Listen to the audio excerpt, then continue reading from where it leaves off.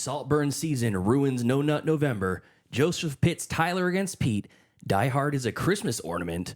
And the classmates have a bone to pick. Oh, it's time for class. Class is in session! Roll call! Bueller? I'm gonna be late for class. Bueller? Am I hallucinating here? Just what in the hell do you think you're doing? I'm late for class. You are mine now. You belong to me. Did you study for the test? No more complaining. No more Mr. Kimball to go to the bathroom. Nothing. There is no bathroom. Welcome to Middle Class Film Class. I'm your host for today, Pete. I'm Tyler. And I'm Joseph. And we have a great show in store for you today. Oh, we do. Yes. Fun stuff. Yes, we do. We're streaming. You're streaming live on Twitch. So if you're not on the Twitch stream, go and say hi. If you are, hello chat. We have somebody in there. Oh yeah, it's Joe. Oh, cool. Hi, Joe. Oh, is it Shinneman? Yeah. It is. Oh, Shinneman. Shingleman. Yeah. So we have some fun stuff today. Before we get into the Gab and Chatter, I want to take a second to mention the YouTube channel that is blossoming and growing as we speak. Mm-hmm. And Joseph's putting a lot of energy into that. Yes, talking to you directly. If you're watching this on YouTube, TikTok, Instagram, maybe even Facebook. Yeah, whoever you are. Thank you for Yes. watching. Yes, of course. And if you found us via YouTube, TikTok, Instagram, anywhere else besides audio, Yeah, besides the podcast stream. then welcome. Yeah, welcome to the show. Welcome to the we show. appreciate you being here. Yeah. We're And, better than ever. Yeah. Yes. Yes. So we're basically we start every Monday release with Gab and Chatter. We talk about news stories and stories of the week, discussions, games, things like that. And then we give some streaming picks from all three of us at the end of the episode. So if you're new to the show, welcome. Here it is. Yes. And if you're an audio listener, and now check out our video. Check Yeah. out our YouTube. Check out our. I know. The comments that I've heard the most, to be honest, from our podcast listeners that are now seeing us on the YouTube stream are, man, you guys don't look like what I thought you looked like. And what does that even mean? Yeah. It's like Is that a bad thing? No, I don't think so. Are they saying that we're not meant for No. a video platform? No, or? I've said this in the past about when they made the Dilbert cartoon. I read Dilbert my whole life growing up. I thought it was a really funny comic strip. And then they made the cartoon, and I'm like, that's not what Dilbert sounds like. This is bullshit. This is garbage.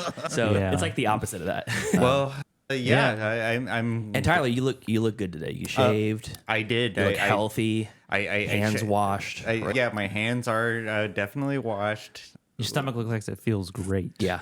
Like if we want to get into No. way, like because I have become zoftic in my advancing age. Like I used to weigh at least a decade, but now I'm 155. Can you believe that? I'm 155. 155. I'm 155. It's not because of the holiday we just passed, is it? You gained 10 pounds eating. 15 pounds. Yeah. No, I don't know if it's due to the most delicious holiday that we have in our 365 calendar year. I'm gonna cut your mic if you talk about this one more time. But cut my mic. Yeah, Wait, quit what? stealing Damashek bits. I'm not stealing Damashek bits. Anyways, the other thing I was going to talk to you about for the podcast listeners is there are some people like Producer Justice that when he goes to his work, What has he produced? What has he produced? this show. The very show that we're on. You can't see him. He's under the table. Yeah, it's he's behind the scenes. Producing us all. You know, Okay. They say a good producer, you don't even know they're there. So when he goes to work, he doesn't listen to like podcasts in his headphones. He listens to it on his work computer through his headphones. So it's not through his phone. But he listens to us. Yeah, but no, he doesn't listen to us because God. he gets enough of the show. Anyway, let me get to my point. So some people, instead of having like podcast streams, they'll listen to long form YouTube videos. And I'm imploring any of our podcast listeners, if it's the same to you one way or the other, if it's YouTube or your podcast app, use the YouTube page. We're trying to gain a presence there. Hours watched or whatever, in our case, hours listened is a really big thing. And we're trying to get our hours listened up or hours watched up. So if it's the same to you one way or the other, podcasters, go to the YouTube page and listen to it. If you prefer it on the podcast stream, please do that. We don't want to harsh anyone's mail. Yeah. You don't have to triple dip and watch us on all three. But if you come in on Monday mornings and you're like, okay, got to settle into my work. It's 9:30 or so. I'm settled into my word processing that I'm doing. I'm going to put the middle class guys on, and you're going to do the YouTube. Do that rather than the podcast. It helps us more. So that's it. That's all I wanted to say. So let's get into some Gab and Chatter. Find some charity, ye lad. Now's the time for Gab and Chatter. Gab and Chatter, movie news of the week. Tyler, what do you have for us? All right. There is this film called Saltburn that stars Jacob Elordi. Is that how it's pronounced? Elordi? Elordi. Yes. Okay, so Jacob Elordi and Barry Keoghan. I think you nailed it, actually. I was looking up how to pronounce his name because we were talking in the pre-show. Oh, is that right? It's Keoghan. Keoghan, okay. Keegan, Kogan. It's Keoghan. It's both. Oh, Yeah, it's a mashup. I think everyone who has been a longtime listener knows that I have a tenuous grasp on the English language. That's great to hear. Technically, it's Irish or Gaelic or some shit. Oh, is that right? Yeah. You get a pass. It's about swapping bodily fluids on the gravesite, sex and more. Like This movie sounds nuts. Everyone knows I don't like to work blue, but like I felt like this story was pretty hilarious for a comedy movie podcast to discuss. Spoiler alert, this story contains descriptions of key scenes and storylines in Saltburn. Spoilers? A little bit. Yeah, a little bit. But, And also, you know, trigger warning for people. There's talks of jism. yeah. We thought we had enough in the lighthouse. Yeah. Oscar-winning filmmaker Emerald Fennell's new twisted thriller Saltburn includes several graphic scenes that have left moviegoers debating whether to be titillated or disturbed. Should I be turned on right now? And I have not seen this movie, but I don't think it's out yet. Oh, it isn't out yet. It's like just coming out. It's probably coming out in 2024. Can you believe that we're in Nah, 2020? it's award season. It's award bait. Oh, okay. Some shock bait, apparently, from what this story sounds like. Well, so Fennell says it gets under your skin that he told the journalist on Tuesday. That's a woman, Emerald Fennell. Oh, she's It's a woman. It's a woman. That's a lady. Yes. Okay. I had no idea. But anyways, it gets under your skin. We just want to make something that makes people feel something. Titillating. Okay. Oh, nice. I want to make stuff that you go in and sit in a dark room full of strangers and you don't know what you're going to feel. And you don't know where you're going to be probed. The hell? Probed. I don't know. What is wrong with this woman being probed?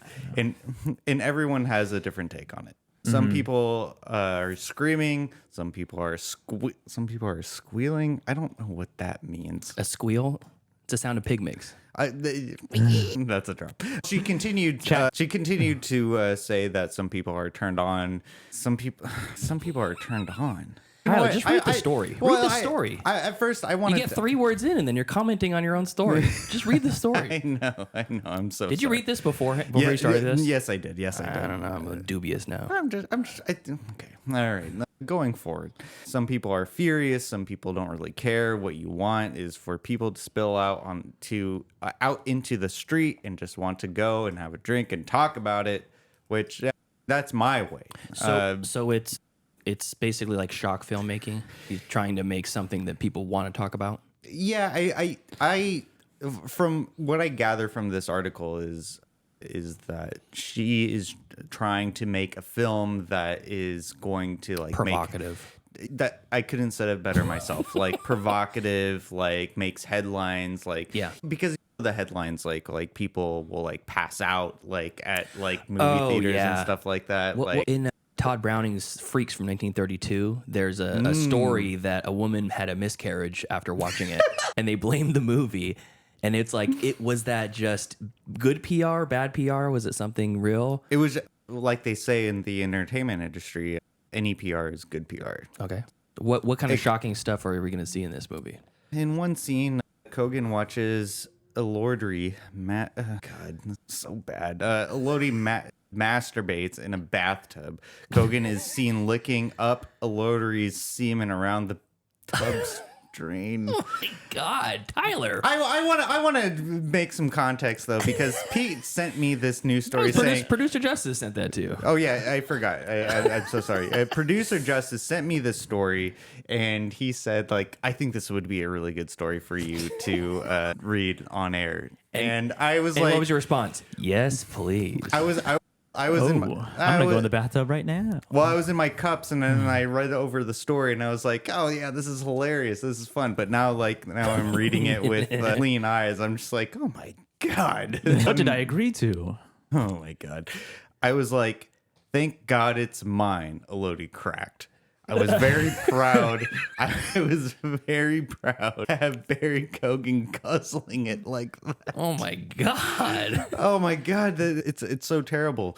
Keoghan drops his pants multiple times during the film. In one sequence, he humps the ground of a cemetery plot. I kid you not. He makes love to Mother Earth. It's a modern American Pie. Yeah. It's like there's a love scene in a graveyard in a movie we covered on the show a long time ago, MacGruber. Oh yeah, there is. Yeah, He has sex with his late wife's ghost on her gravestone. Yeah, Archie Madekwe, I think that's how it's pronounced, marveled over getting up close and personal with Keoghan during a late night bedroom romp. It was, and he goes on to quote to saying, "It was a real pinch me moment to have a scene with an actor I've respected for so long. He has such intensity," which kind of is Intensity. yeah, Keoghan. Like He's been in he's been in Yorgos Yorgos, projects. Nick Nolan. He was in What's his name? What's the guy that did Ghost Story?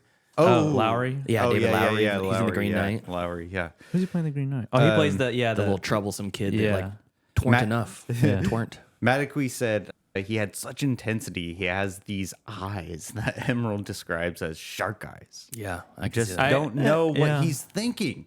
plays the Joker. So Oh anyway, yeah, he does play the Joker for a second. Fucking Batman.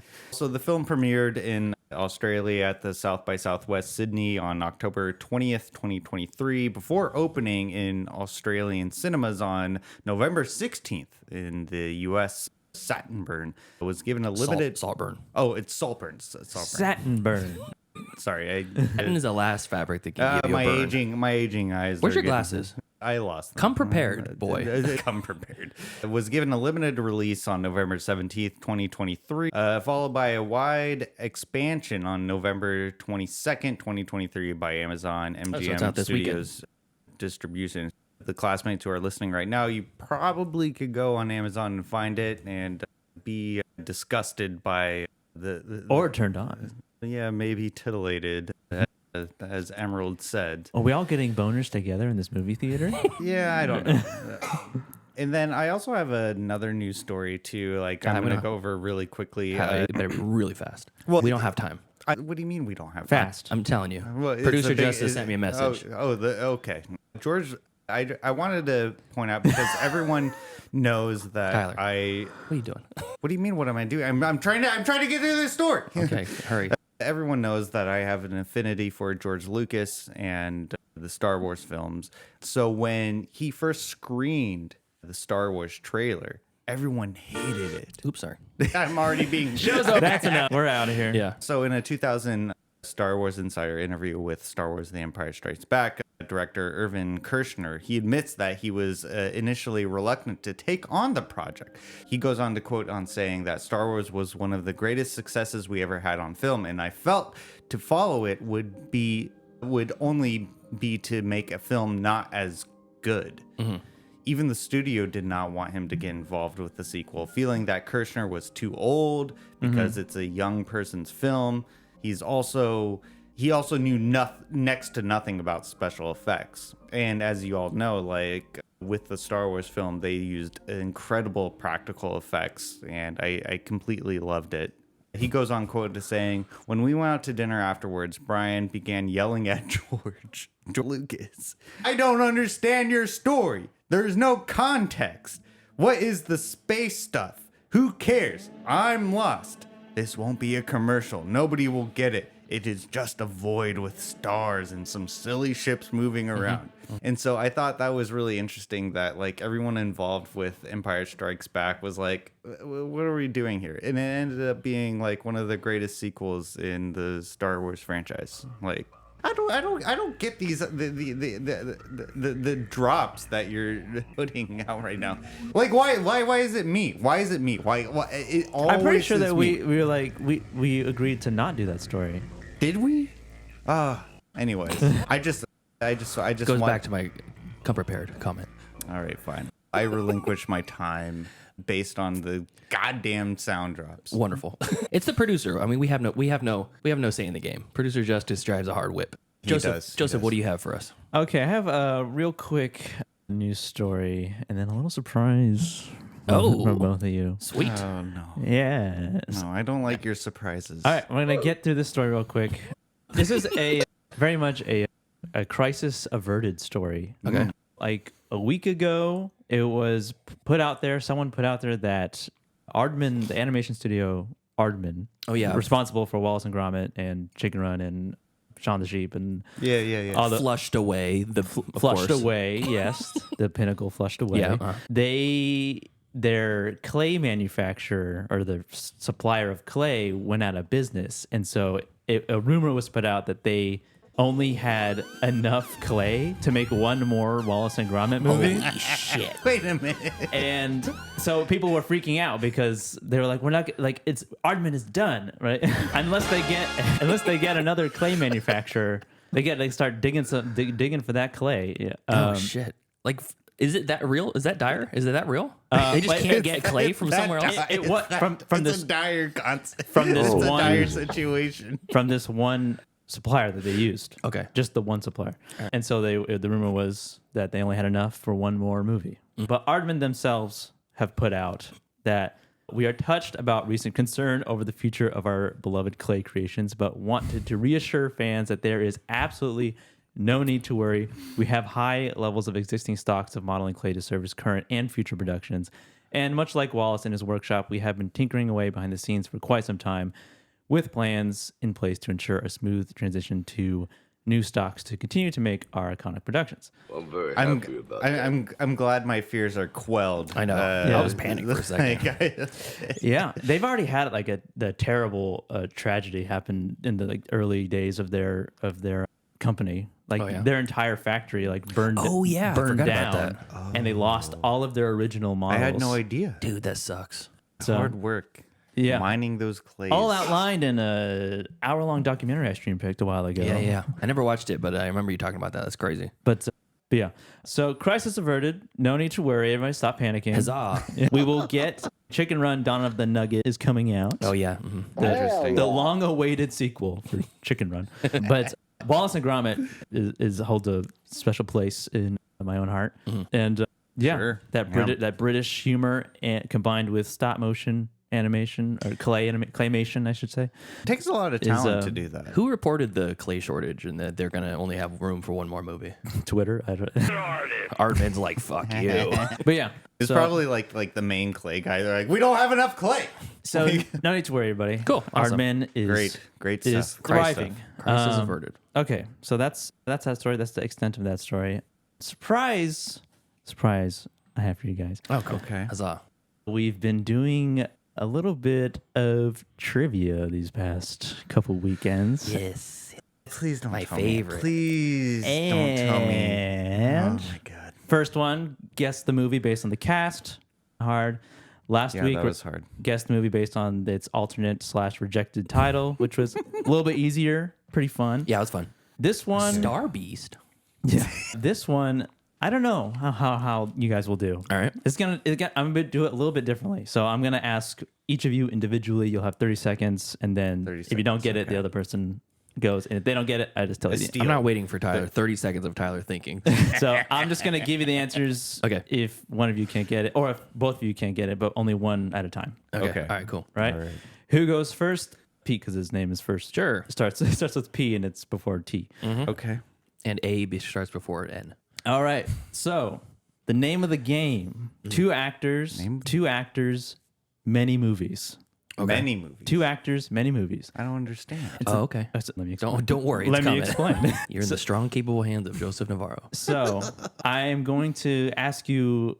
They're not all going to be like the same format of questions, but it's all going to revolve around essentially two actors who starred in movie the together. same movies. I'm going to give you I'll give you the name of the movie they were in once, and then you have to name like the two actors that were in movies prior, or I'll give you like It's basically just like two actors who starred in multiple movies together. Okay. And I'll give you like one movie. You have to give me either the names of the two actors from that movie or the other two movies. I'm confused. Just give me one.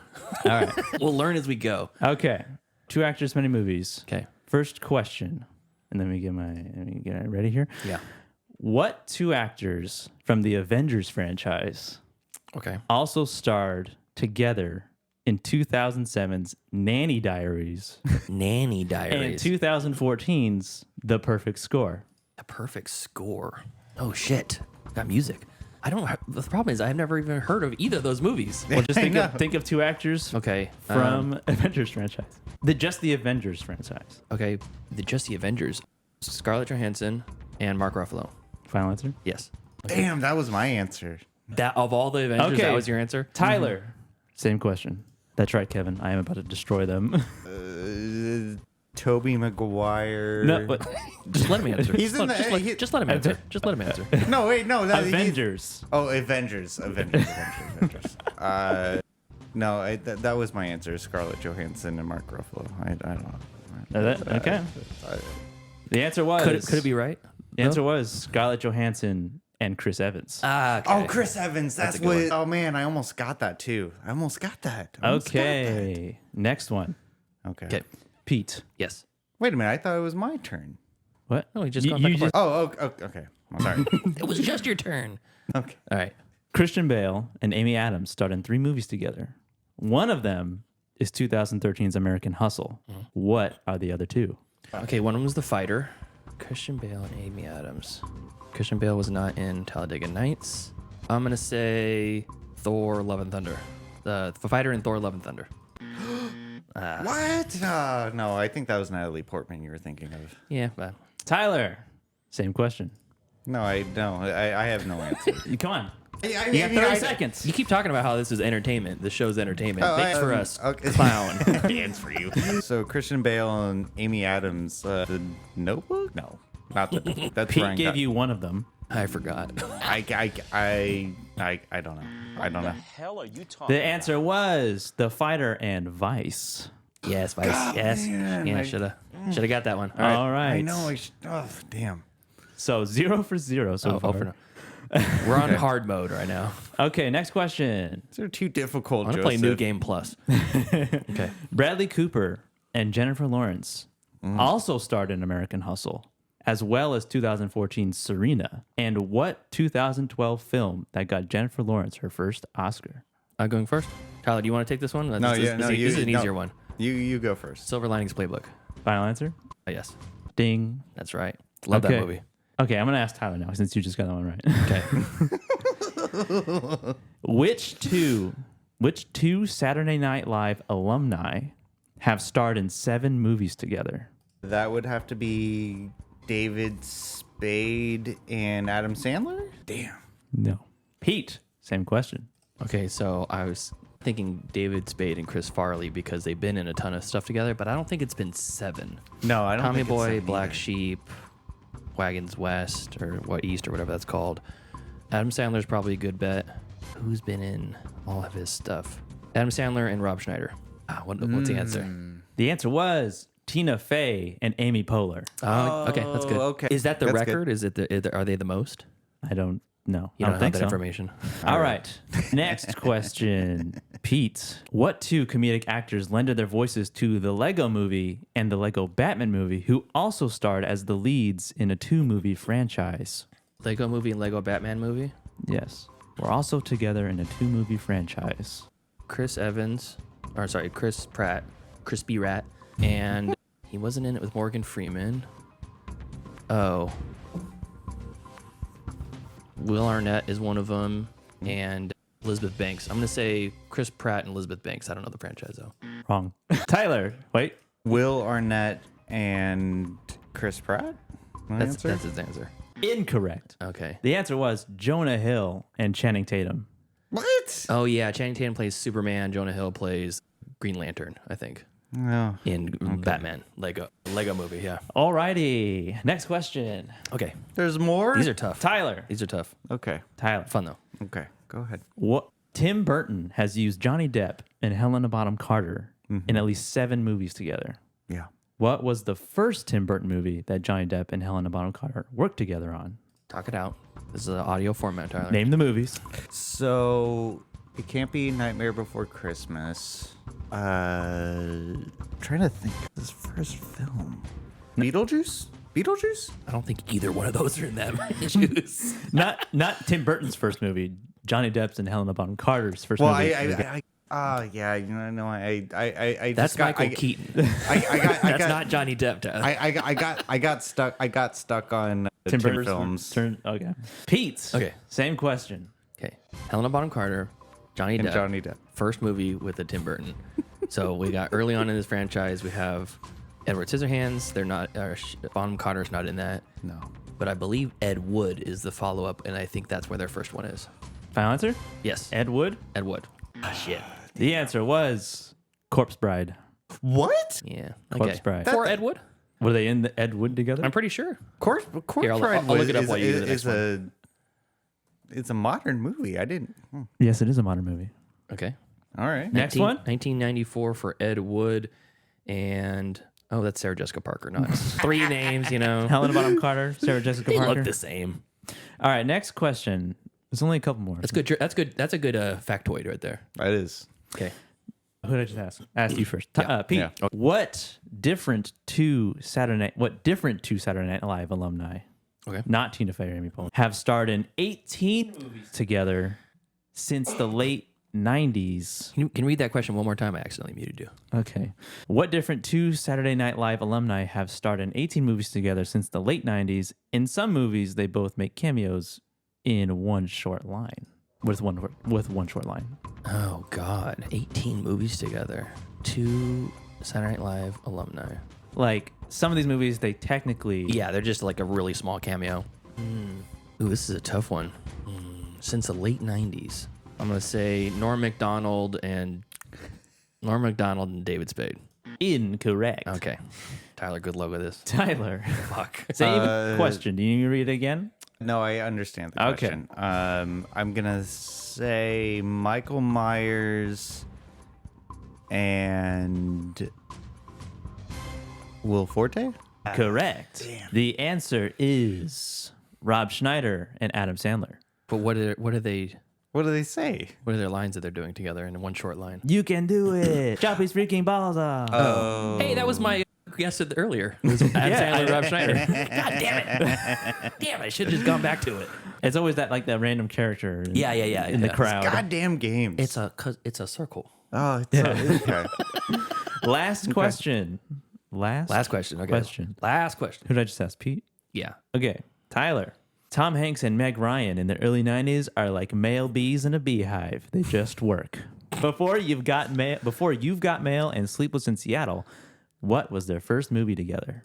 Meg Ryan and Tom Hanks' first movie together. Oh my God. This is pre rom-com. I guess. Yeah. Pre their famous rom-coms. Are they main characters in this film? Can I ask that? I think so. I don't know. Tom Hanks is definitely the main character. Is it? God damn it! What's that baseball film? I don't know. It's not that. I can't remember. Pete. Same question. Okay.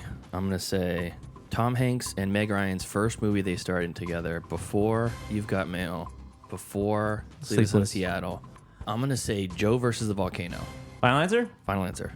Hey! Damn it. He got one right. Look at that. Man, All around the horn. I just watched I that. didn't know Meg Ryan was in She that plays one. like 2 or 3 parts in it or something. Oh, too. is that right? Yeah. Really? I don't like that movie. I haven't seen it. The movie stinks. I prefer Volcano with Tommy Lee Jones. I prefer Dante Speak. Yeah. That's a good one. I prefer Joe versus the Volcano to Dante's Peak. Yeah. Good game. Thank you for playing the two actors, many movies. It was too hard. Yeah. Was that too hard? Was that harder than the cast guessing game? I guess it's a little difficult for myself because I'm terrible at trivia games. I could have kept going with but yeah. it- No, I want another round of this. But I want to it's- redeem myself. But it's funny to have me disparaged on movie knowledge. So Hey, I really like How many, I really like How many did you get wrong, Tyler? I think all of them. I only got the one. I only got one less, so don't. It's not just you. Don't worry. No, Yeah. I mean like I'm not I'm not belly aching about it. It's just it's funny. Tyler, it's the- funny. Oh no, you got two. You got silver Oh linings. yeah. You got two. That's Chat right. says the chat says that Kevin wants to see Tyler make a quiz. Like make a trivia. All the questions and answers don't match. I also don't want it to seem like I'm the only Pete does a lot of trivia Yeah. as well. So he puts us together. Joseph's brought the games the last couple weeks, which Well, I like. you know what? Maybe I will make a trivia game for next week's show. Oh, Jesus. I already have something cooking up for Oh, the you have next some? for the next. Oh my god, I can't believe it. For next week potentially. Cool. Awesome. But that's all I have. Okay, cool. So I have a couple things to read for my news segment. News in my world is we have messages from the class. More email. That's right.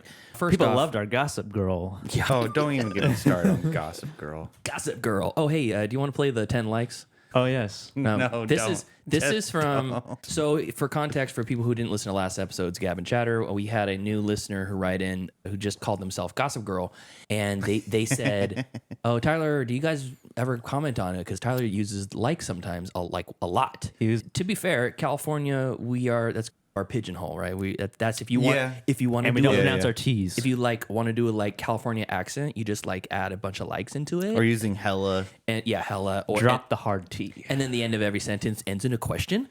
Like we're from New Zealand. Yeah, we all get into it, but we have, at least I call it a like spiral. It's like a But death- I've been called out. It's like a I'm the one who got called out. Tyler, let me talk. It's like a death spiral where you get stuck in this circular sort of you can't stop it. It's just happening and you don't even realize it's happening. So in that same episode, after we read that, Tyler was indignant, as he is right now. Look at him. Look how smug he looks over there. Look at him. Look at him. He's oozing with the smugness. Yes. But in that same episode, later in the episode, he was talking about something and I called him out and I said, that was 10 likes in a row. And he said, no, it wasn't. Tyler, Joseph, play the clip. Why do we have to play this?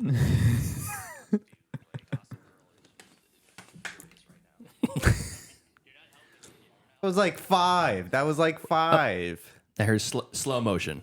1, 2, 3, 4, 5, 6, 7, 8, 9, 10, 11. Son of a bitch. No, to be fair, one of those was Okay. used properly. Chat fine. could That's not fine. hear the clip, unfortunately. Oh, okay. You'll just have to listen to it in the episode. Yeah. when it comes out. Wait till Monday. But yeah, that was fun. More listeners write in mcfcpodcast@gmail.com if you want to get through to us. This is a message that came through from Mitch Burns, our old pal, and he sent in. He said, "American Mary is a horror movie and it needs to go on the punishment wheel." It's a horror movie. It's a horror movie. Yeah, I've heard about it. Is it horrifying but what- because but it's what- bad or Yeah. I don't know. He just says, "Put it on the punishment wheel, please." So we're gonna add. Is it bad? I've heard it's good. So we'll I've see. heard of it. I've heard of it. It's like the visual that I know about it is like a woman in kind of a bondage type gear, but she's got long rubber black gloves and in a leather apron. Sign me up. it's not like Like a I think leather we're apron or learning something? Something more from Joseph. But so I've never heard anything particularly bad about it, but maybe Mitch just watched it for the first time and He hated hated it. Yeah. So American Mary's on the punishment Like wheel. I know who can watch this movie. Yeah, that's right. And we do have we have a plenty wheels of punishment movies. Yes, we do. Not today. We're not gonna spin it. We're today. gonna we gotta start putting some stakes on these games. Oh yeah, that's a good one. Yeah. Oh, So Tyler, you lost. I have some ideas. it's always gonna be me. It's always gonna be me. Yeah. That's fine. I'll take it in stride. Okay, so let's see here. And then Mitch also says, also sorry for my abrasive humor. For anyone who's coming into the show who doesn't know, is I said he had Mitch Burns, who's a friend of the show, who I adore dearly. But I said he had abrasive humor. Like Schwer. That might have been a bit too much of a adjective for his humor. I apologize, Mitch. I am truly sorry. See, Tyler, I just- there's consequences to the things that you say. consequences. That Wait, drop wait. didn't go on the board. It says it went on the board, but it's the clip from Jack's thing. I did not mean it in a disparaging way, and I actually, if you go back and listen to that episode, I embrace the humor that he had on everyone. So No, not that one. Sorry. who was that? When will you learn? Oh, that one. Yeah. Okay. But I if you listen to that episode, I embrace it. Like I wasn't trying to be disparaging about. Listen to him backpedal. Listen to him It's not backpedal. even backpedaling. Go back to the episode and see that I said I like his humor, but like it could be a little bit bit Future. on the edge. Second one from the laptop. What are we doing? It's What are we doing right I know it says it, but it's not in there. Oh, is that? Yeah, say it again. Good place. Sorry, we're doing live production. Yeah. All I'm saying is, Mitch, go. this was not. It was not supposed to be insulting, and I apologize. I follow you on all of the social medias, and Is it just do you follow him to hear his abrasive humor? No, we kib and stuff, and so I Anyway. When are you gonna go on a show, huh? Yeah. I need to be invited. Oh, And true. I'm pretty sure he's invited you. No, he hasn't. Okay. I Anyways. never got in. He has to talk. He has to talk to my agency. Yes. Okay. You got to go through his people. Yeah. Yeah. It's Slickback agency. Tyler, again, why are you stealing Damashek's bits? You think I don't know, but I know when you're stealing his bits. Cut it out. Be yourself. We're more visible now to the Yeah. world. I'm going to send links to Damashek to this, and he's going to ban you on Twitter. He's going to ban your IP address. You're never going to be able to download Dave's of Thunder again. Yeah, we're fans of the Steelers, so it's fine. That's called a parasocial relationship. We have camaraderie, so you know. Anyways, we also have one more message on the Cinematics Facebook group. Go on to Facebook, just look up Cinematics. There's a page and a group. The group is the fun, all-inclusive, Great group. all-inclusive fan group. And Bruce had mentioned on here that we posted the link to the YouTube video playing the games, guessing what movie, Yeah. what titles were. And Bruce actually mentioned, he said, hey, I got a few, and no, I didn't cheat, Tyler. And then he sent a link to the clip where they talk about head cheese in the opening scene of the Texas Chainsaw Massacre. Yeah. That's right. Yeah, so schooled me on that. And then on the actual Cinematics podcast, we have this message also from Bruce. Yeah, I popped in, did a little very short guest thing on Middle Class Film Class, but more importantly, talking about Paprika on there, which I'll mention again here in recommendations. But more importantly, I was in the chat when they were doing their Twitch Tyler, stream, take and I your was headphones answering their trivia questions and getting a lot of them right, and getting called out as a cheater because I guess what the game was. What is these are original titles from movies that ended up being titled something else, and especially one of them came up and they said what movie originally had the title or the working title of Head Cheese, and I immediately answered that because I knew what that was, and they thought no way. He looked it up, and I felt very, very besmirched by that. Bruce, I will back you up there. I too knew about Head Cheese. Yeah, right. It's obvious. Everyone knows what movie was called Head Cheese. Come on now. Take this off of the air. No. Live in your shame, Tyler. I was making some mirth. Much like Mitch Burns. Okay, so you were making mirth. You were making mirth. Now they're making mirth towards you. Yeah. You can't, I don't like dish it. I don't like it. Don't dish it if you can't I take don't it. like it. Don't dish it if you can't take it. Yeah. I don't like it. You're talking all this smack, and you're like, of course Bruce is winning. He has access to the internet. Assuming, and here's the real thing. What's the real? Here's the real thing. When you're making those accusations, you know when they say someone's like they're accusing their significant other of cheating, that's the person that's cheating. Yeah. I'm looking right at you, Tyler. You literally If you had access to the internet when you were playing these games, you'd be on there like, oh, I know all these. I know. I'm typing away on my phone. Which Saturday Night Live member had to like 18 movies together in 1990? To make amends, Bruce, I was just making mirth. I didn't think you were cheating. I thought I just thought it would be entertaining. Forgive me for trying to make a show. This is us trying to make a show. Yeah. And now, with your expert level difficulty of games, and then Yeah. yep. Keeping you accountable? me accountable. Like I'm not saying You talking shit about the class? I see how it is. Terrible. fucking s about anyone. So that's fun. Oh my god. And then the last thing I wanted to do is we're going to do a collab with our old pal Joel Shinneman, who was in the chat for a minute. I'm not sure if he's still there now, but he's A family? he does. He's a new papa. Congratulations. His bouncing baby is my a goodness. bundle of joy. It's brought him great mirth over the last less than a year. It's been 6 months, maybe 9 months, something like that. Oh, wow. I can't remember now, but I remember when the baby was born, we gave him a celebratory congrats, Yes. proud papa, new classmate, and And we've talked about Joel in the past on the show because he's a blacksmith. Forger. He's a Oh, forger. that's right. Yeah, he's a forger. That's right. So Joel has a ton of great skills. He's very good with his hands. We've known each other for quite some time, and one of the things that he does is that he makes these die-hard Christmas ornaments. That's what's the guy's name? What's the character's name in Die Hard? McClane? Yeah, John McClane. John McClane? Yeah. When John McClane is in the air duct, in the air conditioning duct. Yeah. Do you have the? Yeah, I do actually. No, that's not it. That's not it. Don't pay attention to that. It's so he makes these Christmas ornaments that are the John McClane in the Christmas in the air duct, and he's talking about come out to the West Coast, it'll be great. Now I know what a TV dinner feels like. There you go. There it is. There you go. And if you're on the stream, there it is. Oh, that's him making it? Yeah. Oh, wow. That's him packaging it up, and this is what it looks like. Oh, that looks great. Yeah. So what we're gonna do is Joel's gonna donate one of his Christmas ornaments to us, but we're gonna do it through the YouTube channel. So basically, if you go on the YouTube channel, we'll make some videos about it, and we'll basically say here's a Christmas ornament giveaway.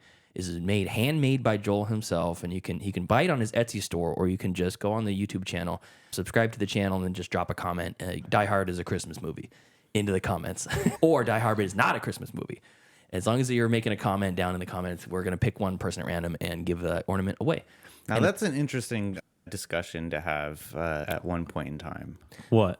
Die Hard is whether or not it's a Christmas movie. We've broached that topic. Yeah. Oh, we have? We've been doing this for so long. I don't even remember the topics that we've gone over. Eric hates that. I mean, it's as much as a Christmas movie as like Spider-Man's Thanksgiving movie. Yeah, absolutely. I think maybe it's something we can explore a little bit later. But anyways, But yeah. So what? So go through it again. What do you have to do to if you want one of these ornaments? just go to the YouTube channel, go to the show notes, go to our YouTube channel, or you can just go to youtube.com and search Middle Class Film Class, all one word, and you just have to find the video that's in there, and we'll probably do a couple of them, some shorts or some videos, and saying here's what the thing is, and this is Joel. Here's a link to his Etsy page. Buy one if you want, or just subscribe to the show, the channel, and then drop a comment saying something in the comments.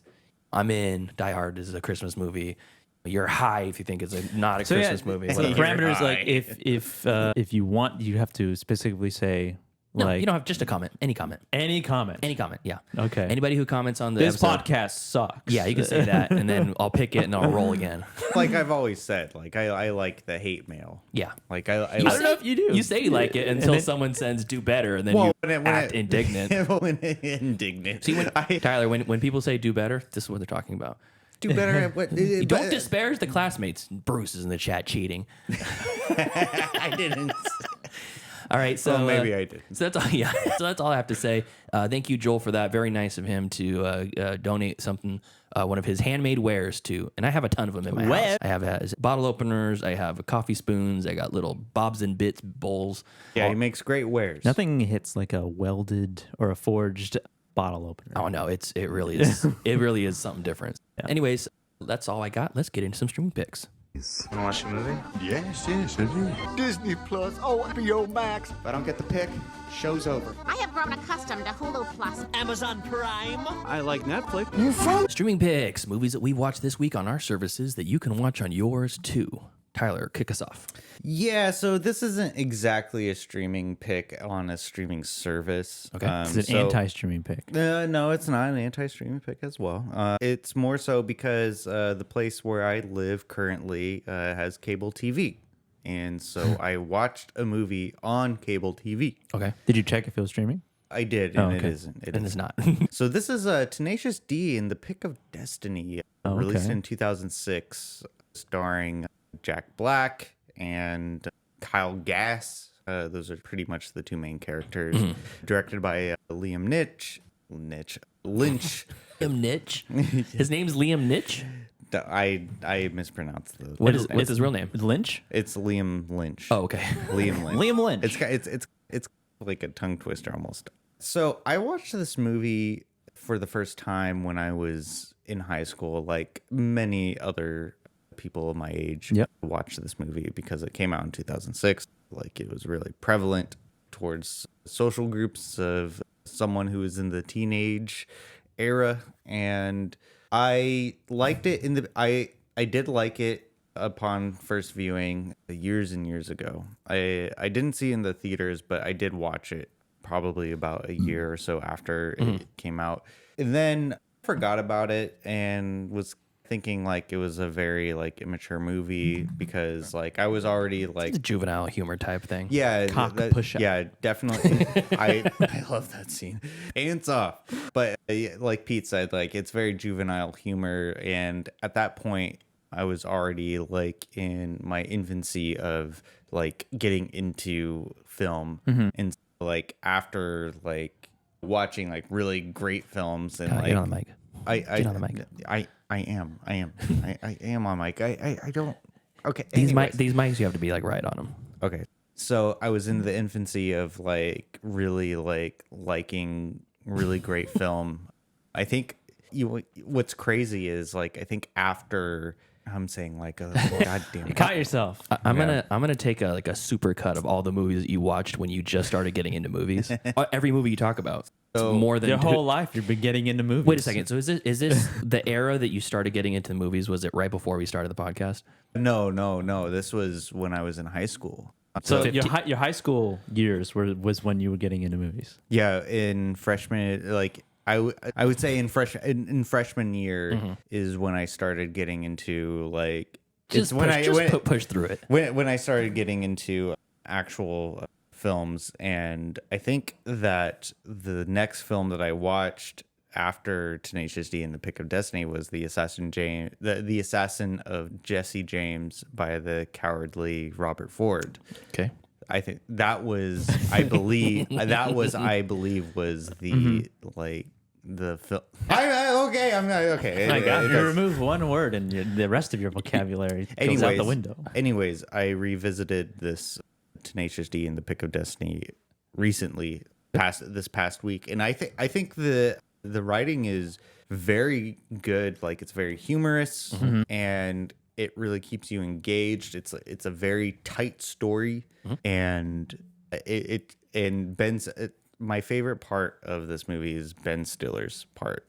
Do you guys? I totally forgot about him. Which part is he in? So he's the guitar store. Yeah. clerk, Oh yeah, I remember now. where Kyle Gass and Jack Black, they go and they want to know more about the Pick of Destiny, and they go back into the utility closet, and he takes out this lighter, and he puts it to his face. He's like, the Pick of Destiny. And it's so hilarious. And Kyle Gass Then they blow out the candle, turn on the light. No, Kyle Gass is like, I think there's a light back here, and then he like, That's great. and then he does, and Ben Stiller does like this whole like dramatic thing, like where he's like, all right, fine, Okay. There's a lot of like comedic factors to this film that I really love, and it's interesting watching cable TV nowadays because I have been essentially for the past, I would have to say like 7 years, I've been using streaming services. So like watching cable TV with commercial breaks it's such a trip. It's such a trip. Yeah.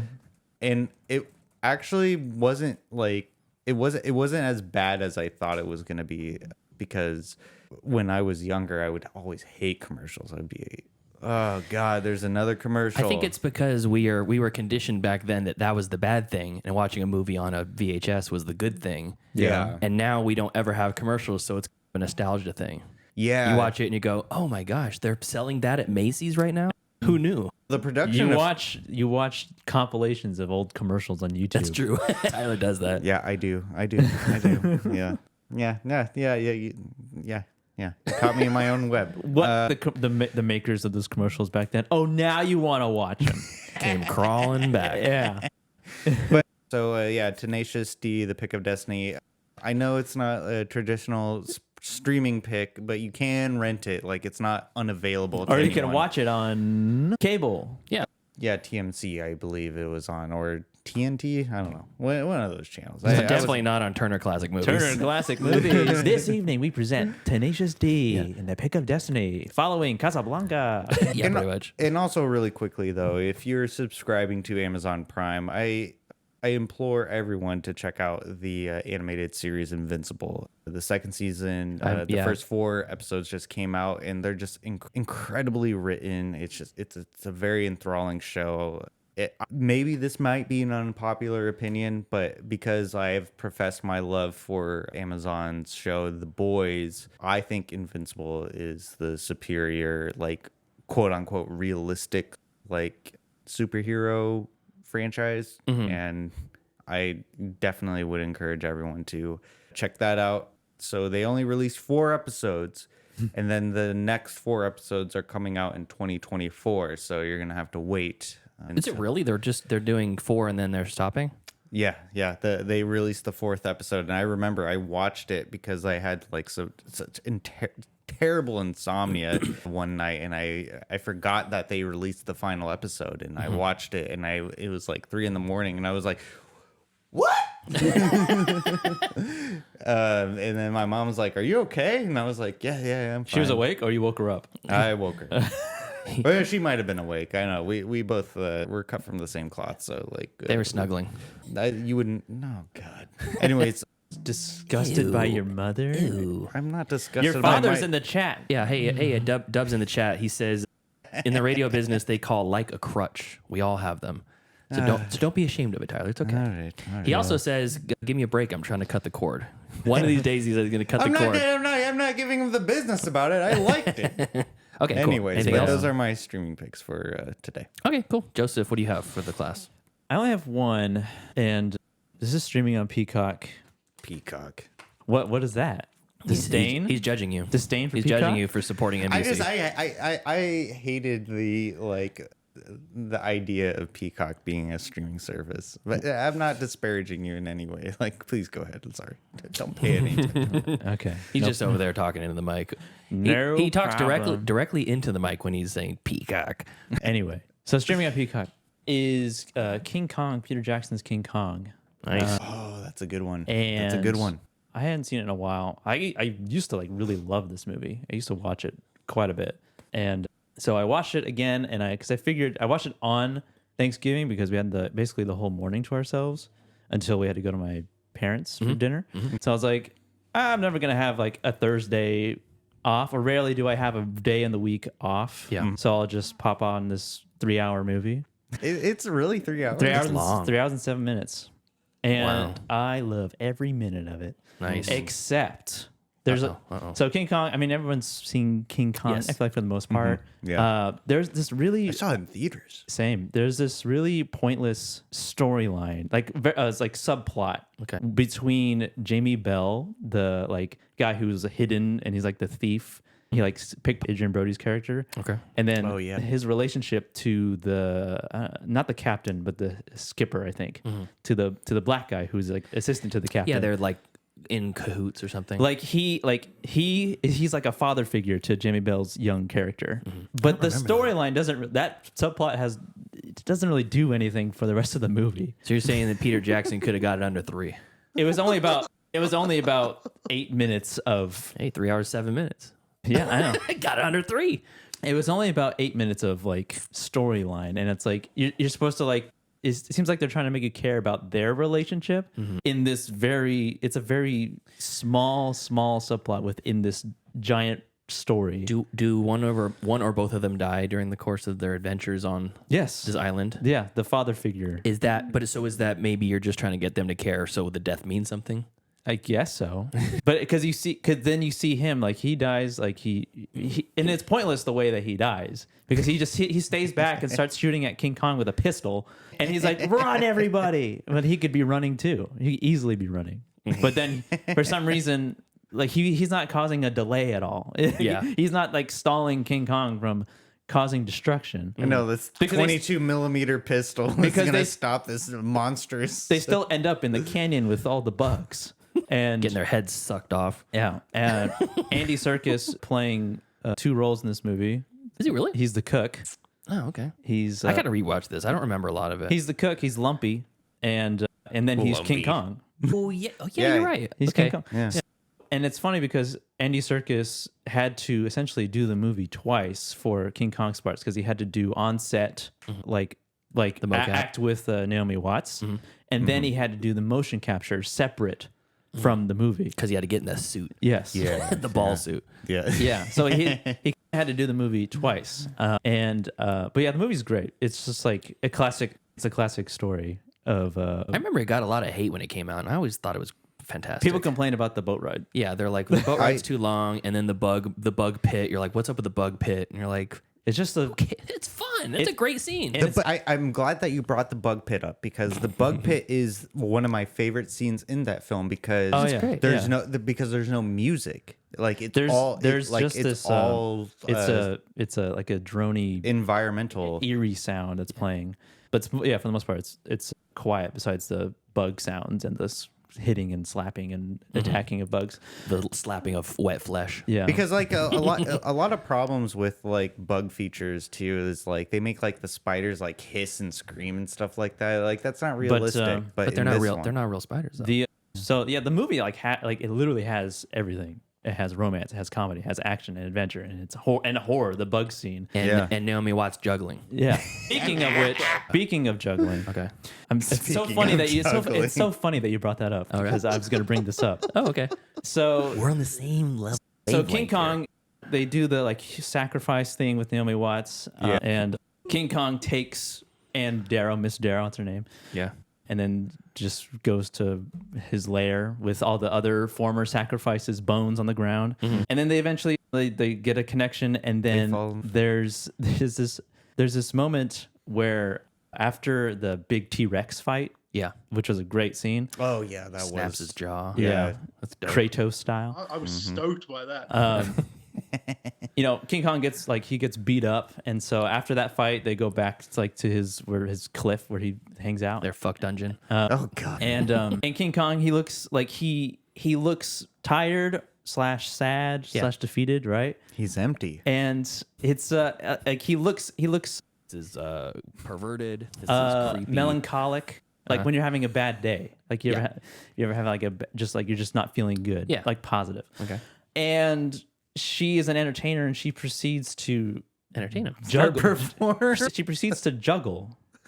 That's right. Yeah, and she does the Mike Wazowski thing where she tries to hurt her. She fakes like she's tripping. And then he's like, I was watching this, and I was like, I don't know how I would feel if I was sad, feeling down, and then Deanna was like, just started juggling. What do you mean? How would you feel? Would I feel instantly better? Yes. I don't think I'd feel if it. Brianna was juggling while I was demure, I was in the dumps. Because he doesn't respond immediately to that. Right? I was dying over there. My thinking is I that was literally dying.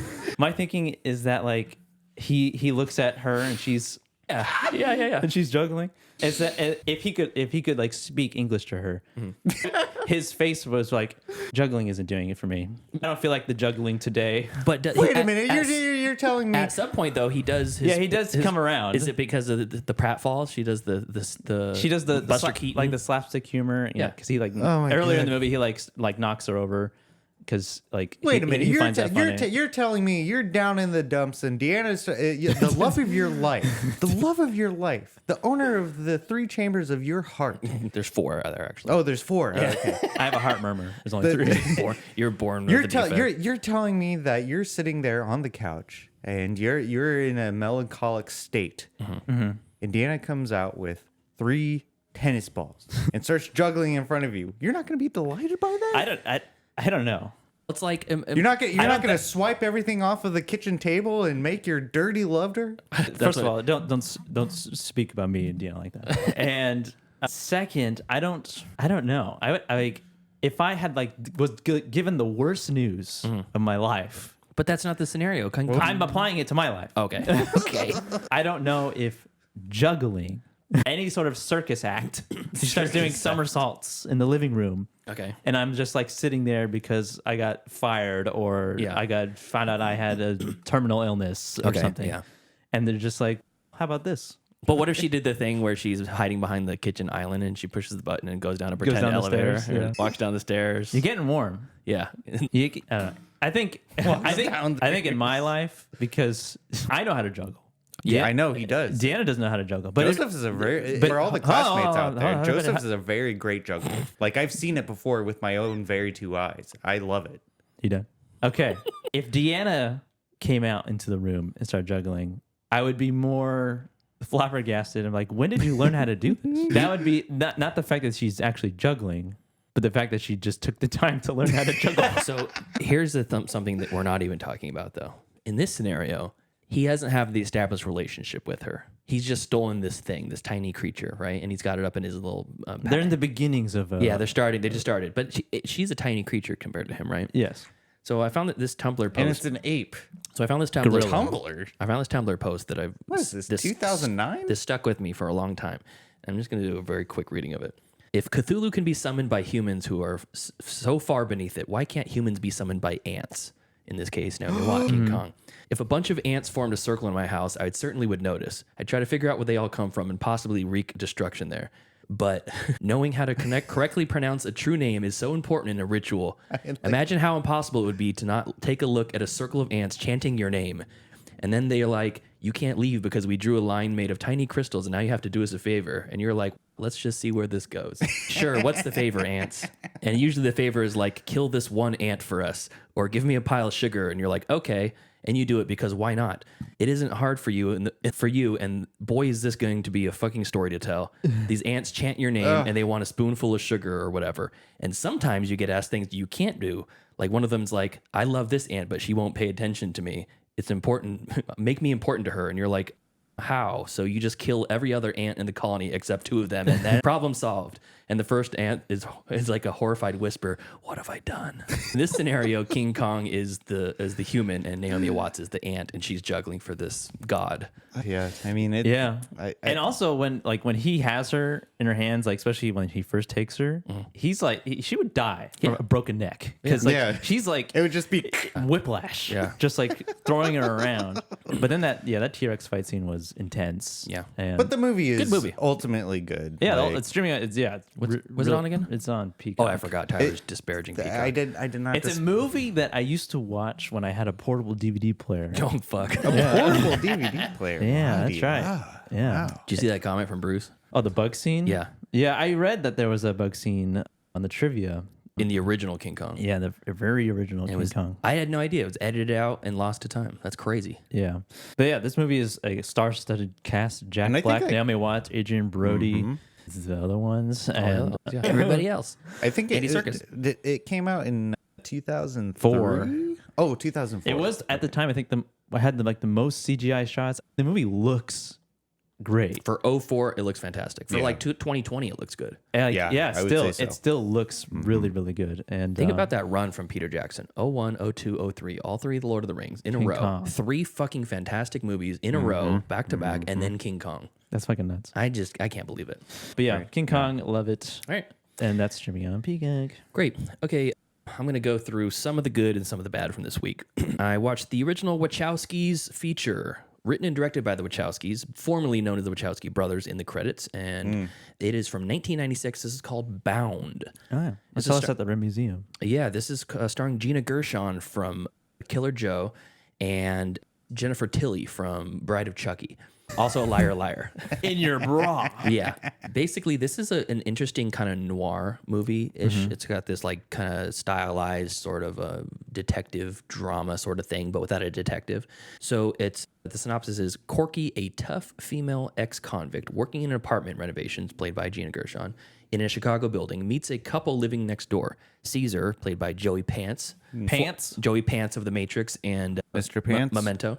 Caesar, a paranoid mobster, and Violet, his seductive girlfriend, who is immediately attracted to her. So it's like a lesbian love triangle sort of thing where Jennifer Tilly's character and Gina Gershon's character have this will they, won't they.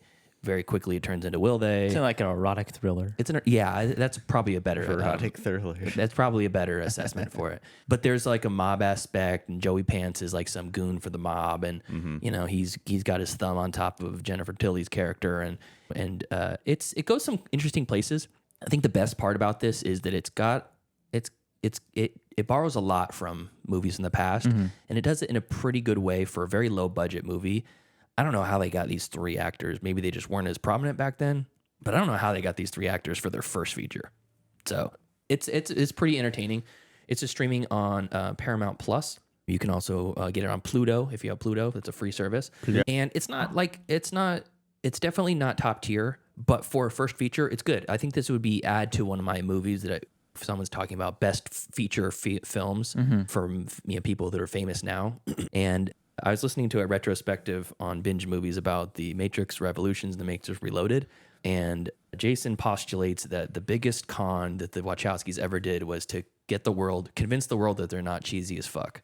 Because every movie that they've made since The Matrix is just super cheesy in some way. I mean, like, yeah, you go to The Matrix Resurrections, like, I mean, yeah. So I think with The Matrix itself, it was basically like a takeoff of all these cool anime movies, and the style was derived from shots that were taken from elsewhere, and they ran out of steam for the other ones. I still love Cloud Atlas, but I think there's something there because this feels like a very cheesy version of that, like erotic thriller crossed with a noir. So that's streaming on Paramount Plus. I still think it's worth a watch. There's some really interesting shots in it. There's a scene where there's a white paint all over the ground and someone gets shot and the blood splatters all over the white paint on the ground. Oh, it's pretty cool. nice. It's a top-down shot. It looks really cool. I watched a Ron Howard directed movie streaming on Max that I'd never heard of before. And the cast and the fact that it was directed by Ron Howard kind of forced me and Brianna to watch this together. No. Chris Hemsworth, Benjamin Walker, Cillian Murphy, Brendan Gleeson, Tom Holland, Paul Anderson, a couple other people you might, Sam Keeley. This is called In the Heart of the Sea. that sounds familiar. It's a whale movie. Oh yeah, I've heard of this. Yeah, so this is from 2015, again streaming on Max, and it's interesting. It's the story of who's the author that Nathaniel Hawthorne wrote. Is he the one that wrote what's it called? Moby Dick? No, they were contemporaries, I think. Yeah. Who wrote Moby Dick? Herman Melville, that's it. Melville. They bring in, they talk about Nathaniel Hawthorne at the beginning of the movie because he's like, you're not an author, you're no Nathaniel Hawthorne. Mm-hmm. But the author, Melville, goes to visit one of the two surviving souls from this catastrophic like maritime disaster where this whaling ship gets taken down by a giant sperm whale. Oh, one of my favorite whales. I know, your favorites. You should watch this movie and see it fucking go, like absolutely destroy these people. I love it. That artist who made a hammerhead shark sculpture out of hammerheads. Yeah, it's cool. They should make a sperm whale now. Yeah. I don't know if I want to see that sculpture. But anyways, the story, it's a Ron Howard, so it's got some cheesy pie moments and like saccharine editing and stuff like that. And to be honest, Chris Hemsworth is out of his league with the acting. Ron Howard is a very competent director, though. Like, he took over a Star Wars movie, and he made that movie, like, Sure. great. I still think Lord and Miller probably have more of their stamp on it, but Ron Howard, I mean, he knows what he's doing. He makes good, like, kind of middle of the road stuff that's like better than average, but is really easily accessible for the average film watcher. You don't have to be like a diehard film fan to appreciate his stuff. He's good general audience sort of stuff. So I know that sounds dismissive, but that's a hallmark That's of a it, compliment. of his stuff. I would say that's a compliment. But in this case, Can't say that for a lot of people. sure. But in this case, what started out as this really cool on the water journey turns into a very, very dark and bleak ending because it's telegraphed at the beginning of the movie that there's only two people that survived this disaster, and you just have to watch the story as these people die one by one on 90 days stuck on water.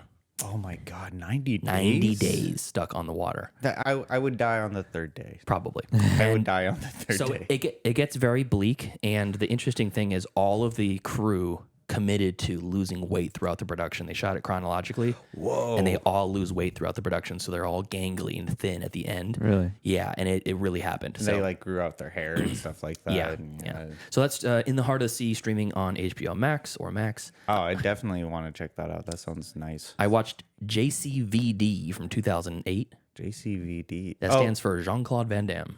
The movie. Oh yeah, I remember this. Yes. I never watched it, but I Van forgot Damme. that this movie existed.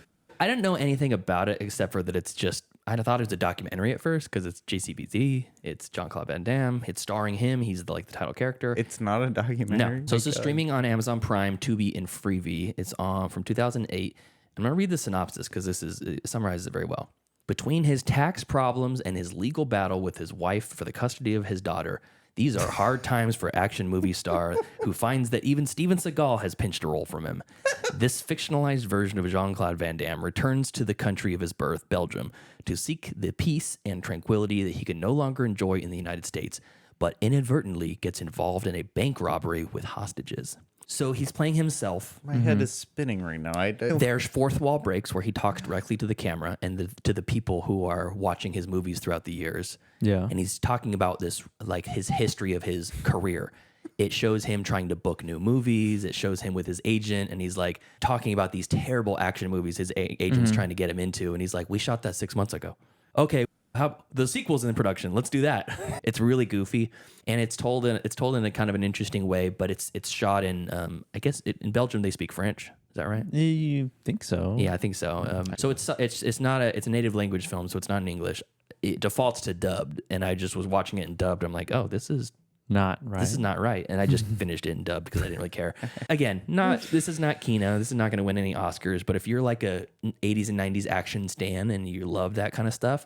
There's a lot of references to it. There's a line where they talk about someone's talking shit about Hard Target, a John Woo movie that he was in. No, yeah, Hard Target, John Woo movie he was in with Wilford Brimley, where he plays a Louisiana Bayou native, and he says, "Say what you will about how cheesy that was, but if it wasn't for that movie, that's the movie that brought John Woo to America. If it wasn't for that, he'd still be filming pigeons in Hong Kong." Because that's one of his trademark shots is the doves flying out that Michael Bay stole for his movies. Yeah. So there's a lot of like self-referential stuff, and it's very meta. The whole thing is not meta, but it's pretty interesting. So not a great movie, but very interesting. That's 2008 DVD. I watched Blue Beetle. I'm not even going to comment on that. I did not like it. It's like it was like I didn't even know that was streaming. This is an iPad movie. This is a movie you would give to your kids on an iPad. An iPad movie. Yeah. I don't know. I did not like this really at all. It's just a lot of loud noises and colors. Being on Max, if you want to take the dive, there's some fun stuff, but Susan Sarandon, God, she's phoning it in. She's the villain, and she just wanted the paycheck. She was a great villain in Enchanted, but in this, she's just fucking barely even there mentally. And then I watched the brand new Adam Sandler Netflix collaboration, Leo, that just dropped, 2023, brand new release. It's an animated movie, his first animated movie since 8 Crazy Nights. Wow. Yeah. And he plays 8 Crazy Nights. So that was like 2001. Something like that, yeah. So Leo is an iguana lizard. He's not an iguana. They actually say what kind of lizard it is, but I didn't catch it. And he's 74 years old. And he lives in a terrarium in a 5th grade classroom his whole life. And he hears somebody say something, how old do these lizards live anyways? And it says average lifespan 75. And he's 74. And so there's like some existential panic. Yes, he's like, I need to go out. I need to catch my own prey. I need to see the stars and all stuff. So he tries to escape, and along the way, while he's trying to escape, he's given as a class pet to all these different kids in the school. And instead of trying to escape, he ends up teaching them life lessons from his 74 years of age, and he can talk to humans. Oh. And it's like a Toy Story scenario where he's like, no, don't tell anybody. I could talk to you. Is this a Netflix original? Yes, this isn't one of his Netflix contractually obligated movies. And it's really good. I thought this was really fun. I mean, like the way you're describing it, like I just want to watch it. 2D or 3D animated? It's 3D animated. Okay. Yeah, of course. And I've heard some people say it looks like soulless or whatever, but I think that it's very fun, the animation. It's set in Florida. There's a moment where he interacts in the Everglades, at some point, and is out in nature, and it's funny how that whole thing happens. So he actually escapes from his enclosure. I'm not telling you. Exactly. Well, you just said he was out in the Everglades. We'll leave that to the viewers. But his tank mate is Bill Burr as a turtle. Oh my god, and that's awesome. That's funny too. Oh, I love Bill Burr. So this is really entertaining. It's really fun, and there's a great running gag that in South Park the Canadians look different than everybody. Yeah. In this, the kindergartners look different, and they're high energy. They're like bouncing little balls of energy, and their heads are opening super wide, and their eyes are like on the side of their head. They look like monsters, and they're like a plague that's encapsulating everyone. Oh my god. And they cut back to him over and over again. They showed him in one of the opening scenes, and I'm like, I hope they come back to that. And it's a recurring bit throughout the whole thing. It's super funny. So that's Leo from 2023. Really, really fun. And don't let the whole Adam Sandler, I guess, reputation of his like low effort movies ruin this, because like I think there should be context with like the low effort Adam Sandler movies. He's just doing that to have fun. You don't have to like him. He's just living his best life. I understand that, but people who want to watch this new release, they want to know if this is a low effort movie or if this is a good one. And this is a good one. It sounds like I was gonna say, based on your description, it sounds like a kid version of Rango almost. But Rango's not. Anyway, it's good. It's good. I'm not gonna get into that with it. I'm just hell up, Tyler. No, I'm just saying, watch the movie and then comment about it. It's good. I think I will check that out. Sounds nice. If you say that, I'm gonna hold you to it. Did you watch Killer yet? No, Did you watch I didn't. it? You're gonna watch In the Heart of the Sea, The Killer, and Leo all next week. I think I just need to be sent like a whole list of movies that I said I was gonna watch. Write it in the thing in your left hand. They're called your phone. No, I mean I could do that. Anyways, that's streaming on Netflix. Go watch it if you dare. Is that it? That's it. Okay. Anybody else? Anything else? No. I will address the chat before we start signing off. We have Dub Minor, Daddy Minor. In regards to Tyler's disdain for Peacock, does Tyler know? This is what he says. Does Tyler know that his dad's job is to sell streaming TV commercials? He needs to get on board with ad-supported services like Peacock, and he honestly just thinks that you struggle with the name Peacock. Wait, He just hears the word cock and he can't not laugh. He has a good point though. I got to be a team player because he is in the advertisement business. Yeah, I apologize, NBC. I recant my statements. I think you have a great streaming service. And, we love you, Peacock. And Tyler, you should say Peacock with the emphasis on the cock. Peacock. Peacock. Yeah. Okay. Yeah, so I watched this movie on Peacock. Yeah. Okay. Yeah, all right. That wasn't the best. I'll work on it. Thank you to everyone who's joined us on the stream. Thank you to everyone that is still with us on the YouTube video. Yes, thank you. And again, podcasters, if it's doesn't mean one way or the other, whether you listen to on your podcast app or on YouTube, if it's one way or the other, the exact same, do it on the YouTube stream. It actually helps us out quite a bit. Yes. And if you are listening from YouTube, then thank you. Yeah, it's cool. If you found us from one of the YouTube shorts or one of the YouTube videos or TikTok or Instagram or any of that stuff, leave a comment. Send us an email. I know Joseph has been doing incredible work with the shorts. I've been watching them. Like I don't even recognize myself in these videos. I'm just like, this is just funny stuff. Is that why you shaved? Because now you're on video. You look like a homeless construction worker. Yeah. I mean, let's not pull the curtain back. But yeah. Okay. So thank you to our cool ass yard duties over on Patreon. That's Javier, listener Steven, Heather Sachs, Ryan, Corbin, and Chris. And thank you also to all the Patreon supporters. You guys are great, and we need to give them a shout out or something fun to them. But it's really nice to see the support. And if you don't want to support on the Patreon, you can support through sharing a YouTube video, sharing the podcast with someone who loves it, Reels, TikTok, what have you. Subscribe to the YouTube channel. That makes a big difference. Until next time, thank you for joining us as we gab and chatter. You can find us all over the internet now, and it's really good to see all the new viewers and listeners. Follow us on Facebook, facebook.com/MCFC podcast, and send us an email, mcfcpodcast@gmail.com. Yes, and please follow us on Instagram at Middle Class Film Class. And leave us a voicemail, why don't you? We've been a little dry on the voicemails recently, and so you can find us at 209-730-6010. And follow us on Twitter at Podcast MCFC, on TikTok, Middle Class Film Class, and subscribe to our YouTube. That's right. See you next time. See you next time. See ya.